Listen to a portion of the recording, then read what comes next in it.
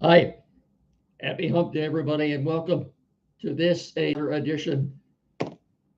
I guess with help of my plug the microphone in.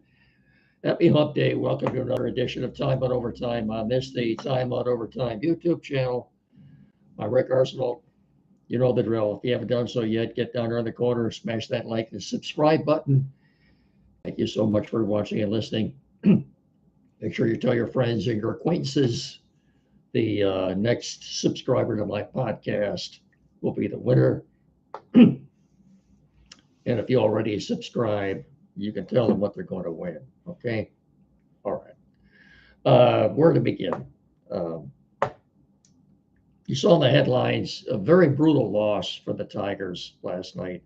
I know it's early, it's only 5 games in, but gosh, that's hard to listen to, let alone watch right now. But we'll get to that in a second, momentarily.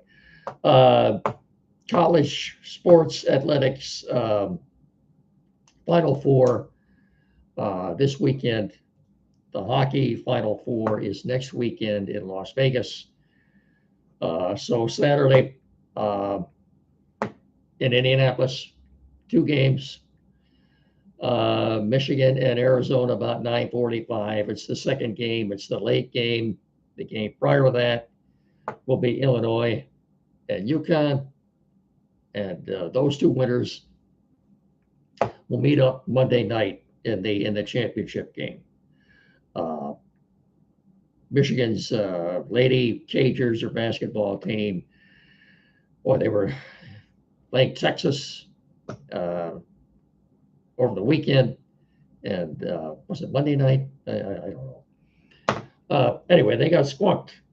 They got crushed by Texas. It was 1-2, and you would have thought it was 1-16 the way that game went. Hockey, the Frozen Four or Final Four, like I said, is next weekend in Las Vegas. A week from tonight, at T-Mobile Arena in Las Vegas. Michigan will play the University of Denver Pioneers, and the other game will have South Dakota versus Wisconsin for the NCAA Men's Hockey Championship. That's next weekend. Okay. So again, by the way, speaking of college, let me get this out of the way. Tom Izzo, was it yesterday that Izzo did an interview with Colin Calvert? Was it, or someone on a national show podcast? Tom Izzo revealed that last year he came relatively close to taking the job in Phoenix as the head coach of the Phoenix Suns. Situation there. The owner of the Phoenix Suns played for Tom Izzo at Michigan State. Now he owns the Phoenix Suns. So you can see a direct connection there. But he revealed that he was serious, I guess, quite serious about taking that job there. I really don't know exactly how serious he was, but interesting. I think he's come close to taking coaching jobs in Atlanta and Cleveland as well. But some coaches can look. Rick Pitino, I think, was much better college coach than he was a pro coach. He coached the Knicks for several years. He didn't really have a whole lot of success with them. But that was 30 years ago. Times have changed since then, a lot, as you know. Izzo has been stubborn to go to the portal or the NIL. He wants to bring in talent the old-fashioned way. And I don't think he's going to change either. But he serious? I don't know. I don't exactly know how serious he was about taking the job in Phoenix, but of course, John Beilein left Michigan to take the head coaching job in Cleveland, and that was a complete failure too. So some coaches they're much better on the collegiate level than they are at the professional level. I guess we'll never know how successful Tom Izzo would have been in the NBA, but I thought that was interesting that he said he came close to taking the job in Phoenix last year. Okay. Commercials. Finish Line Family Restaurant on Carlton Road in Hillsdale. across the street from Aeroswift Printing, in between the railroad tracks. Been a part of our community for the better part of 40 years, 4 decades, serving our community proudly. And the best darn sit-down restaurant in our area, in the whole dang area. And there's a reason you see a lot of the same faces in there when you go in there, because they know they're getting what they're getting. They know they won't leave disappointed if they go in there and have a nice meal. Where do you want to start? The hours of operation, 6 a.m. to 3 p.m. daily. They're open until 8 Friday night. All you can eat fish. A lot of new menu items. It's all good. I've had them all. Fast, friendly service, great family atmosphere. The price is right. Award-winning breakfast served all day. What can you say? You just can't say enough good about the Finish Line Family Restaurant on Carlton Road in Hillsdale. And I can promise you, when you fuel up with food at the Finish Line Family Restaurant, you'll always finish first. And when you leave, when you've had your meal and you leave, you'll walk out the door with a big smile on your face. I can assure you of that. I want to see you there. I better see you there. I'll see you at the Finish Line. Okay? All right. We're also brought to you in part by Barrett Insurance. Seniors, I got a question for you. Have you got your playbook ready for Medicare? Well, do you? Don't let healthcare costs bench you. We're calling an audible to Joe Rudin at Barrett Insurance to help you navigate Medicare and health insurance. Whether you're aging into Medicare, you're in a special enrollment period, or you're losing other coverage, Joe's got the stats and the know-how to help you score the best coverage for your needs. Plus, you get a game plan for retirement healthcare costs. Okay. What about businesses? Businesses don't get sacked. Joe's got group health coverage options for you too. Okay. You give Joe a call at 517-849-1000 or check him out at www.barrettins.com. That's all one word.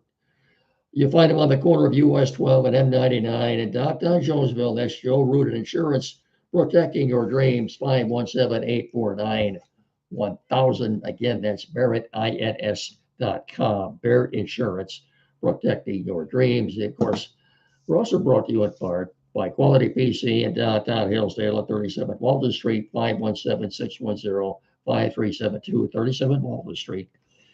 Cross street from Fat Jack's Automotive, about 100 yards west of Howell. Quality PC, the only place in our area to go for technical service needs, whatever the situation may be. Tim Lindley and his staff are more than capable of resolving any tech issues you have, anything at all. Computers, new or used, flat screen TV, money, programming setup. Perhaps you're changing internet providers, you need that installed. Printers, new or used, anything at all. Get in there and see them. Okay, like I said, they're more than capable of resolving any tech issues you may have. 37 Walden Street, downtown Hillsdale, 517-610-5372, or better yet, get in there and see them and tell them Rick and Miggy sent you with you. Thank you very much. Lions, brass and coaches, at least Dan Campbell and Rod Wood and Brad Holmes are out in Phoenix right now for the general managers meetings, staying at the same hotel that the Tigers are staying at out there. Apparently, Dan Campbell and AJ Hinch met, spoke, got together, had a meeting, and had a nice conversation, I guess. I don't know what all was discussed, but they did run into one another out there. In brief, I think what Dan Campbell was asked about Penny Sewell moving from right tackle to left tackle where Taylor Decker was. It sounds like it's going to happen. Okay. He didn't definitely say that it would, but he sounded like he was very sure that Sewell would be receptive to the idea. I don't think they've discussed it with him yet. They probably won't till they get to training camp, but he didn't think there'd be any problem with it, which is another indication that that number one draft pick, be it 17 or whether or not they move up or not, will be a right tackle. Let's hope they come up with another Penny Sewell. I saw a mock trade today that had them moving up 10 spots, trading with Washington from 17 to 7. Uh, the Lions would get the 7th pick and a tight end who, quite frankly, I had never heard of, in exchange for the Commanders would get the Lions pick at 17, and they would also get Sam Laporta. I'm missing something else too. I think the Lions were also going to get maybe a 7th round pick or something. But did it sound far fetched? This mock trade? I don't know. It's hard to say. Trading Sam Laporta, I don't think I would do that. I think even if they, I don't know, even if they would just move up to 10, anywhere from 10 to 12, I think they could still get a quality right tackle. They've got their eye on a couple of guys, but so we'll see. What is it? 3 weeks from tonight? It is 3 weeks from tonight. 21 days away and counting. First round, 3 weeks from tonight on ABC. The 2026 National Football League. Also, now that we know the Lions are playing a home game in Munich, Germany this coming season, the Packers have made it known that they'd like to be the opponent in that game. If I'm Lion fan, I'm not in favor of that. I don't want to play. I don't want to relinquish a home game to a division rival in Europe. I don't want to do that. I think the reason the Packers would like the idea is because they'd like to be playing the Lions on a neutral field as opposed to at Ford Field. I don't think I want to do that. I don't like the idea. We'll see. We will have to wait until a couple of weeks after the draft before when the schedule is released, is exactly who they are playing over there. Packers have made it known they'd like to be the opponent. There's a heavy German population in their neck of the woods in Wisconsin there, in eastern Wisconsin, all up and down Lake Michigan there. I think there's a pretty heavy German influence there. Maybe that's got something to do. I don't know. I just think that they'd rather play the Lions on a neutral field as opposed to playing in Ford Field. We'll have to wait on that one. But as for me, if I had a vote, I don't like the idea. Tigers are playing right now. They're playing the Diamondbacks. Last game of the series. Last I looked, they were losing 1-0. They lose today. That make a 4-game losing streak. I think that'll take a lot of the luster out of opening day on Friday. But guys can't hit. They can't hit. And of course, last night, is it too early to get all bent out of shape over a bullpen meltdown last night, losing a game they had no business losing? Casey Mize was very good last night. He should have won the game, should have got a W out of that. Took a 5-1 lead to the 8th inning.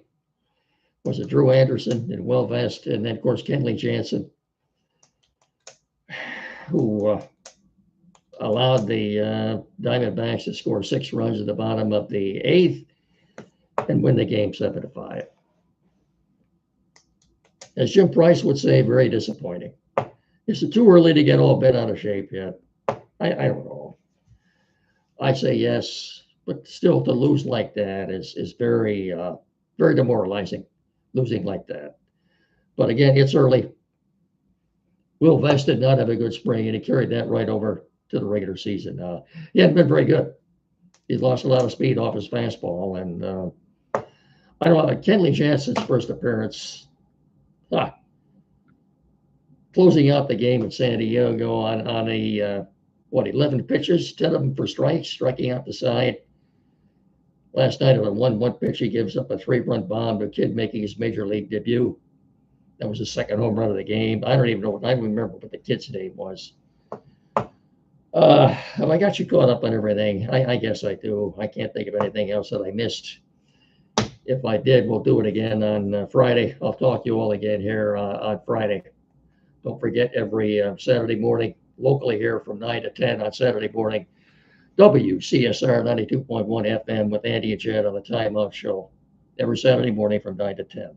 I'll talk to you all again on Friday. So until then, I'll simply say thank you for watching and listening. Remember to please treat each other with respect. Have a good evening, everyone. Take care. So long. Bye-bye. Thanks.